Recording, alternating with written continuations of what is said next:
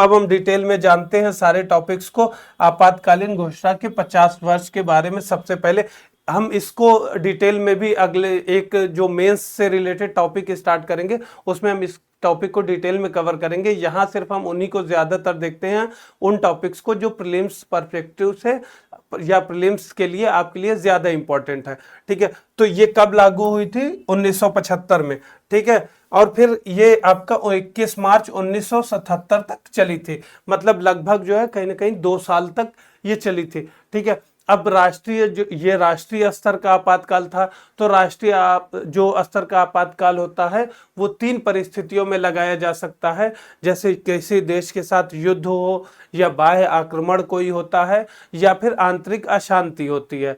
ठीक है, पहले जो है आंतरिक अशांति था, फिर उसके बाद 44वें संविधान संशोधन से, यानी राष्ट्रीय आपातकाल समाप्त होने के बाद जब जनता गवर्नमेंट सरकार में आई, तो वो जो 42वें संविधान संशोधन को निरस्त करने के लिए उसके जो कठोर प्रावधान थे उनको हटाने के लिए जो प्रावधान लेके आया गया वो 44वें संविधान संशोधन किया गया, जिसके तहत जो है उस आंतरिक अशांति शब्द को सशस्त्र विद्रोह के साथ जो है प्रतिस्थापित कर दिया गया, जिससे जो है उसको और कठोर बनाया गया कि कोई भी आसानी से ये कार्य मतलब इन शक्तियों का दुरुपयोग ना होने पाए। साथ में इसके लिए लिखित सूचना या लिखित सहमति की भी अनिवार्यता कर दी गई, और साथ में इसमें यह भी किया गया कि सिर्फ सलाह देने से नहीं, आपको लिखित नोट देना होगा इमरजेंसी के लिए, और जो है ये कार्य कैबिनेट ही सिर्फ कर सकती, सिर्फ अकेले प्रधानमंत्री नहीं कर सकता। प्रधानमंत्री की लीडरशिप में कैबिनेट की सहमति होनी चाहिए, यानी कि पूरे मंत्रिमंडल की सहमति से ही ये लागू किया जा सकता। और फिर अन्य प्रावधान लागू किए गए थे, जैसे 2 महीने की जगह 1 महीने कर दिया गया था, और मेजॉरिटी की बात कर दी, स्पेशल मेजॉरिटी लगा दिया गया था ऐसे आपातकाल के लिए। तो उन सारी चीजों को भी आगे डिटेल में देखेंगे, लेकिन अभी ये जानते हैं हमारे लिए इंपॉर्टेंट क्या है कि ये अनुच्छेद 352 के तहत लगाया गया था। ठीक है, ये संविधान में जो आपातकालीन प्रावधान है इसको देख लीजिएगा। एक जो है आपका 352 है, एक जो है 356 है, एक जो है 360। ठीक है, ये 3 ही मेन ज्यादा है, क्योंकि एक जो है ये राष्ट्रीय आपातकाल से, ये राज्य आपातकाल या संवैधानिक आपातकाल भी कहते हैं, जो राज्यों में जो संवैधानिक मशीनरी की विफलता के कारण लगाया जाता है। और फिर 360 यानी 360 जो है वो वित्तीय आपातकाल है। ये इसलिए हम बार बार बताते चलते हैं कि आपको अभी आगे भी जबकि चलेगा, तो जिससे आपका रिवीजन होता रहे और आपके दिमाग में एक बार जब कोई भी पॉइंट रिपीटेशन के साथ आता है तो वो आपको एग्जाम में कहीं ना कहीं याद आ जाता है। ठीक है, तो हमारा मकसद यही है, सिर्फ बार बार आपको कोई चीज बताने का।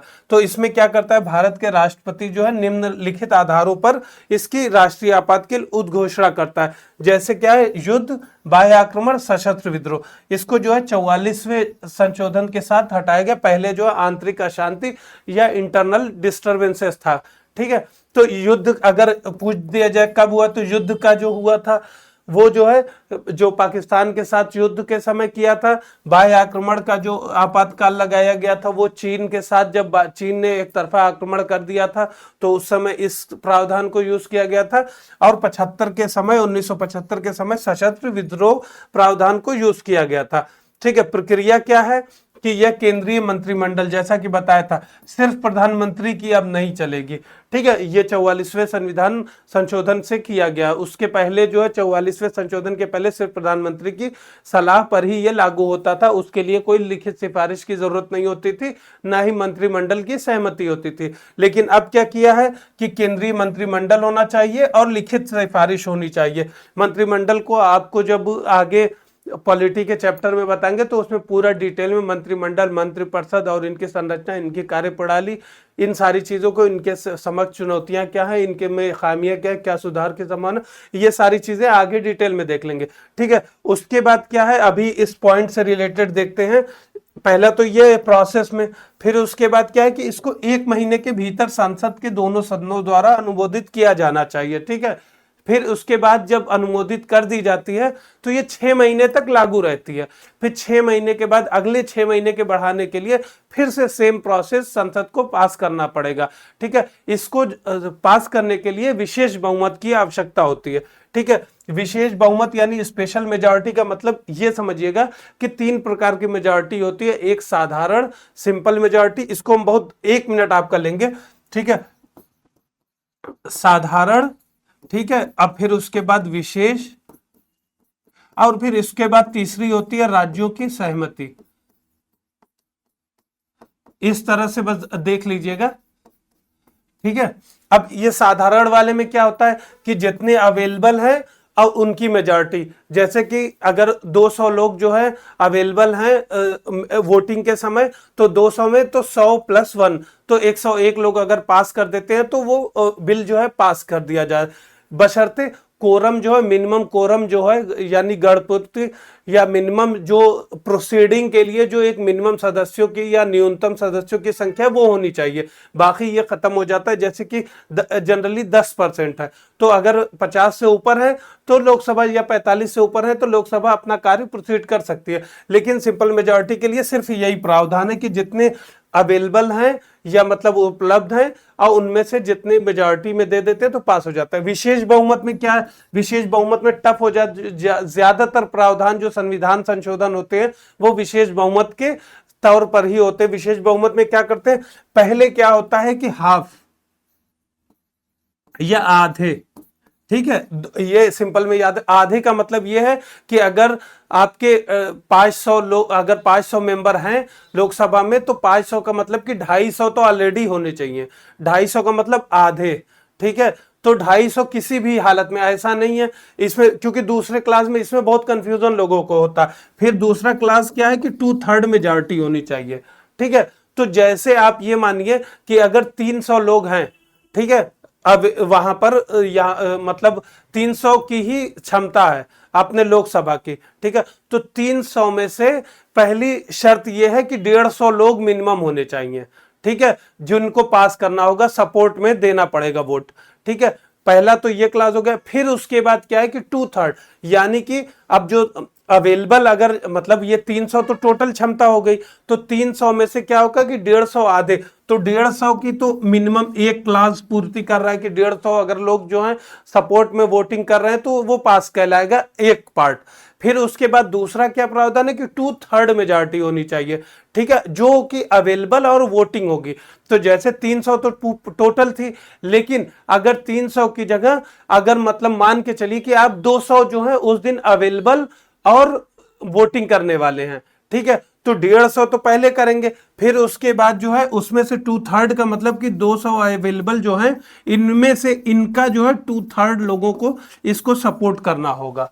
ठीक है, तो ये एग्जाम्पल की तरह बताया है। वैसे जो 545 होते हैं, तो 545 का मतलब कि लगभग 272 लोग जो हैं आधे के हिसाब से उनको पास करना होगा। फिर जो लोग अवेलेबल होंगे और जो वोटिंग होगी उनका जो है 2/3 लोगों को सपोर्ट में या समर्थन में वोट देना होगा, तो वो 2/3 से ये विशेष बहुमत कहलाता है। फिर राज्यों के साथ कुछ जो होता है उसमें क्या होता है, जब कोई भी ऐसे प्रावधानों में चेंजेस लाया जाता है या बदलाव लाने के प्रयास किया जाता है जिसमें राज्यों की भी भूमिका होती है और संघवादी स्ट्रक्चर या फेडरल स्ट्रक्चर को प्रभावित करता है, जैसे राष्ट्रपति की शक्ति में कोई परिवर्तन या 7वीं अनुसूची में जो विषय हैं जिसमें राज्य विषय, केंद्र के लिए विषय या समवर्ती विषय हैं, तो उनमें कोई बदलाव लाया जाता है, जैसा कि आपने जीएसटी के भी केस में देखा होगा।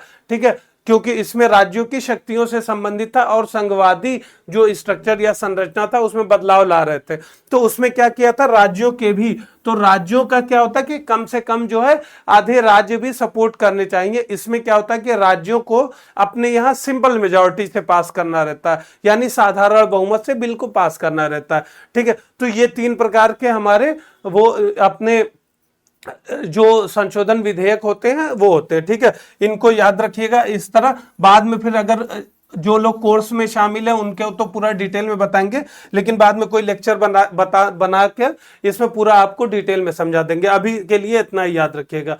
अब क्या है कि राष्ट्रीय आपातकाल का प्रभाव क्या हुआ, इससे क्या सिंपल सा कि जब कोई आपातकाल में क्या होता है कि केंद्र के पास जो है राज्यों की शक्तियां चली जाती हैं, या केंद्र अपने आप में राज्यों की शक्तियां ले लेता है। तो अब क्या है, इससे संघवादी संरचना जो है सीधे सीधे डायरेक्ट कमजोर होगी। तो ये पहला पॉइंट अपने आप निकल जाएगा।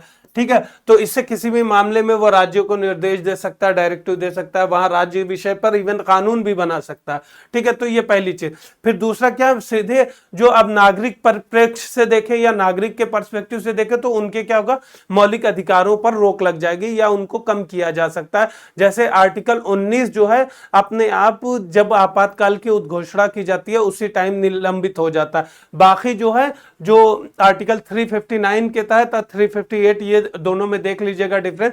क्योंकि क्या होता है कि आर्टिकल जो 358 होता है उसमें जो है आर्टिकल 19 के बारे में बात की गई, तो उसमें वो स्वयं जो है सस्पेंड हो जाता है या निलंबित हो जाता है। लेकिन आर्टिकल 359 में उन प्रावधानों का जिक्र है जब ये लागू होता है, लेकिन अलग से राष्ट्रपति द्वारा उसको लेकर अनुमति या अनुशंसा दी जाती है या सर्कुलर जारी किया जाता है।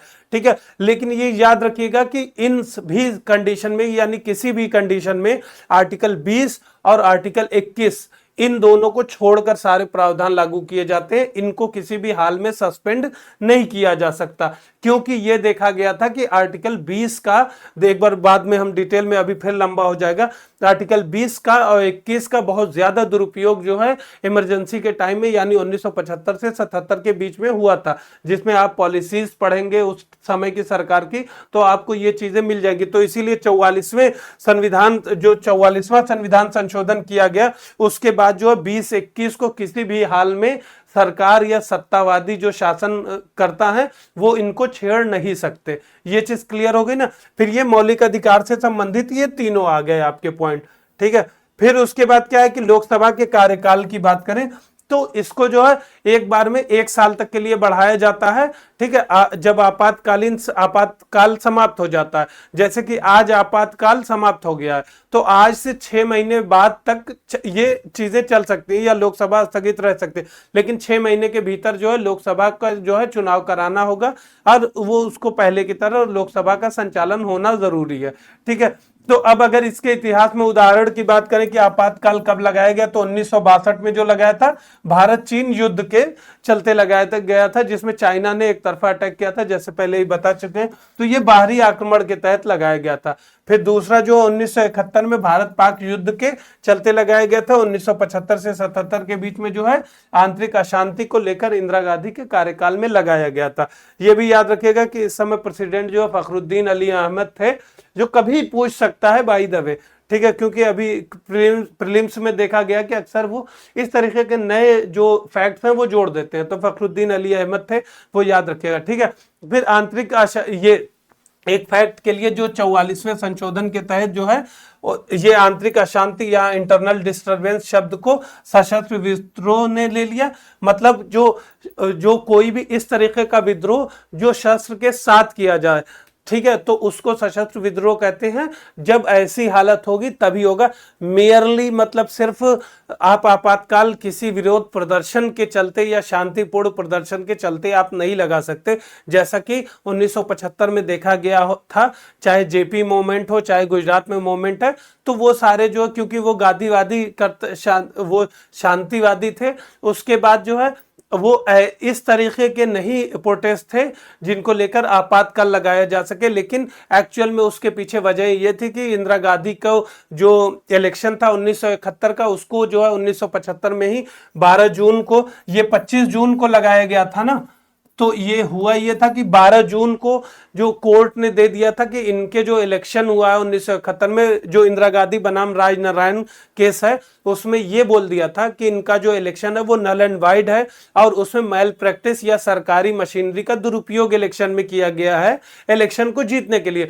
तो ऐसी अवस्था में उनके जब इलेक्शन को ही नल एंड वाइट कह दिया गया था, तो जब प्रधानमंत्री की ही कुर्सी नहीं रही, जब उनका इलेक्शन नहीं रहा, वो सदस्य नहीं रही, तो ऐसी स्थिति में एक शून्य की स्थिति हो गई थी और लोगों द्वारा यानी आम जनता द्वारा जो है इंदिरा गांधी से इस्तीफा के लिए दबाव डाला जाने लगा था। तो ऐसे दबाव के स्थिति में उन्होंने इस्तीफा देने के बजाय जो है आपातकाल का मार्ग चुना और आपातकाल लगाया। फिर जिसके बाद उनके जो बेटे थे संजय गांधी, उन्होंने भी कई इस तरीके के कार्य किए जो नहीं होने चाहिए थे या फिर जो प्रतिकूल थे एक संघवादी संरचना या संवैधानिक मूल्यों के आधार पर, जो गलत थे उनको जो अपनाया। ठीक है, तो ये चीजें, ये क्रक्स था। इसी वजह से इन्हीं चीजों को देखते हुए जब आगे जनता गवर्नमेंट आई या जनता सरकार का शासन आया, जो कि कई दलों से मिलकर बना हुआ था, तो इनका जब शासन आया तो उन्होंने सबसे पहले 44वां संशोधन लेके आए, जिसमें इन्होंने 42वें संशोधन की, जो कि इंदिरा गांधी द्वारा किया गया था, जिसको मिनी संविधान भी कहा जाता है। याद रखिएगा,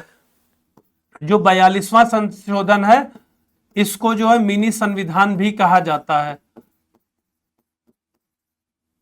ठीक है, मिनी संविधान भी कहा जाता है क्योंकि इसमें बहुत बहुत ज्यादा चेंजेस करने के प्रयास किए गए, इवन न्यायिक शक्तियों पर भी कमी लाने के प्रयास किए गए, मौलिक अधिकारों को जो है कम किया गया और फिर राज्य के नीति निर्देशक तत्वों को से संबंधित प्रावधानों को मजबूत किया गया। यानी कि कहीं ना कहीं वरीयता दी गई मौलिक अधिकारों के ऊपर, जो है राज्य के नीति निर्देशक तत्वों को मौलिक कर्तव्य जोड़े गए और छोटे मोटे तो बहुत सारे प्रावधान जोड़े गए। ठीक है, तो उन सारे प्रावधानों को मतलब एक तरह से उनके जो प्रभाव थे उनको कम करने के लिए या मतलब उसके अपोजिट लाने के लिए फिर बाद में 44वां संशोधन लाया गया। लेकिन जो आपातकाल से संबंधित प्रावधान से रिलेटेड आपको जानना है वो ये है कि उसमें आंतरिक अशांति की जगह सशस्त्र विद्रोह शब्द को शामिल किया गया, कैबिनेट की लिखित मंजूरी की गई और प्रधानमंत्री की जगह अब कैबिनेट की सहमति यानी मंत्रिमंडल की सहमति अनिवार्य कर दी गई। फिर जो है किसी भी हाल में अनुच्छेद 20 और 21 को नहीं छुआ जा सकता, यानी उनको कम नहीं किया जा सकता, यानी इन मौलिक अधिकारों को खत्म नहीं किया जा सकता। ठीक है, फिर उसके बाद आते हैं आपातकाल के प्रकार, जिसके बारे में बात कर लिया हमने। 352 के बारे में कर लिया। अगर 356 की बात करें शॉर्ट में, तो यह संवैधानिक तंत्र की विफलता के लिए होता है। ठीक है, फिर यह राज्य में ये कई तरीकों से लगाया जा सकता है, या फिर जैसे इसको तब भी लगाया जा सकता है, उसको भी संवैधानिक आपातकाल ही कहते हैं, जब कोई मतलब कोई सरकार बनाने लायक कोई दल ना हो, कोई ऐसी स्थिति ही ना आए कि वहां पे सरकार बने, या फिर संविधान के प्रावधानों के अनुसार अगर राज्य कार्य नहीं करते हैं। तो ये सारे सुप्रीम कोर्ट द्वारा भी एसआर मुंबई केस में और फिर बहुत से केसेस में इससे संबंधित प्रावधान भी बनाए गए हैं कि मतलब किन किन चीजों में गवर्नर जो है रिकमेंडेशन दे सकता है और फिर उसके बाद जो है राष्ट्रपति वहां पर आपातकाल के मतलब घोषणा करता है राज्य में किसी। ये इसमें क्या होता है कि राष्ट्रीय आपातकाल में पूरे देश में या किसी क्षेत्र में लगाया जाता है, लेकिन राष्ट्रपति आपातकाल जो या संवैधानिक आपातकाल जिसको 356 के तहत लगाया जाता है, तो जिस राज्य में लगाया जाता है उस पर्टिकुलर राज्य से संबंधित होता है। इसमें भी वही सेम है कि राष्ट्रपति जो है राज्य के कार्यकाल या जो कामकाज है या प्रणाली है उसको जो है अपने अंदर ले लेता है। ठीक है, या अपने अनुसार संचालित करता है। इसमें वो कोई अपना एजेंट नियुक्त कर सकता है या अपना कोई भी अपने खुद से संचालन कर सकता है। ठीक है, फिर उसमें क्या था कि 1 महीने के अंदर अनुमोदन की आवश्यकता थी, इसमें क्या है कि 2 महीने के अंदर संसदीय अनुमोदन की आवश्यकता होती है। इसमें कोई स्पेशल मेजॉरिटी की जरूरत नहीं होती, इसमें जो है साधारण बहुमत से ही पास किया जा सकता है। अब बाकी 6 महीने के लिए 6 महीने के लिए हर बार जब अनुमोदन मिल जाता है तो 6 महीने के लिए आगे बढ़ाया जा सकता है। ठीक है, तो फिर इससे रिलेटेड जो एसआर मुंबई जैसे केस की बात की थी, तो ये इंपॉर्टेंट केस है क्योंकि अक्सर इसमें देखा गया कि जो इस प्रावधान का बहुत ज्यादा केंद्रीय सरकारों द्वारा खास तौर से 1967 के बाद से, ठीक है 1967 तक तो केंद्र और राज्य दोनों में कांग्रेस की सरकार थी तो ऐसी कोई समस्या नहीं आई, लेकिन 1967 के बाद से धीरे धीरे जो है जैसे देखा गया है कि रीजनल या क्षेत्रीय दलों का भी उद्भव हुआ और केंद्र में अलग और राज्यों में अलग सरकारों का गठन होना शुरू हुआ, वैसे में जो है इस प्रावधान का सबसे ज्यादा मिसयूज किया गया। ठीक है, तो अब फिर थर्ड जो आता है हमारा क्या है कि 360 के तहत जो वित्तीय आपातकाल की स्थिति, इसमें वित्तीय स्थिरता और साख के संबंध में आपातकाल जारी किया जाता है। फिर ठीक है, ये अभी तक लागू नहीं किया गया है। ठीक है, अभी तक कभी भी ये लागू नहीं किया गया है। जैसे राष्ट्रीय आपातकाल 3 बार लागू किया गया है और राज्य या राष्ट्रपति शासन राज्यों में कई बार, वो 100 से ज्यादा बार अगर टोटल में देखें तो लगाया जा चुका है। लेकिन जो अपना वित्तीय आपातकाल है वो आज तक नहीं लगाया गया है। ठीक है, इसमें भी वही है कि 2 महीने के भीतर संसदीय अनुमोदन की आवश्यकता होती है, लेकिन इसका अभी तक कोई प्रयोग नहीं किया। इसमें क्या है कि जो भी एग्जीक्यूटिव मशीनरी है, इवन ज्यूडिशरी भी कभी कभी पूछ देता है पेपर में कि न्यायपालिका का नहीं कम किया जा सकता, लेकिन इसमें क्या है, न्यायपालिका के भी जो सैलरी है या वेतन भत्ते, ये सारी चीजों में कटौती किया जा सकता है। ऐसे में जो राज्यों को केंद्र द्वारा अनुदान दिया जाता है, जो कि ज्यादातर राज्य वित्त आयोग केंद्रीय जो फाइनेंस कमीशन या वित्त आयोग की जो अनुशंसा के आधार पर दिया जाता है या बंटवारा किया जाता है, वो उसमें भी कमी ला सकती है। ठीक है, तो ये सारे प्रावधान इंपॉर्टेंट है जो आपातकाल से संबंधित है और आपको जानने चाहिए। अब ये शॉर्ट में उसी चीज को बार बार फिर से लिख दिया है कि रिपीटेशन हो।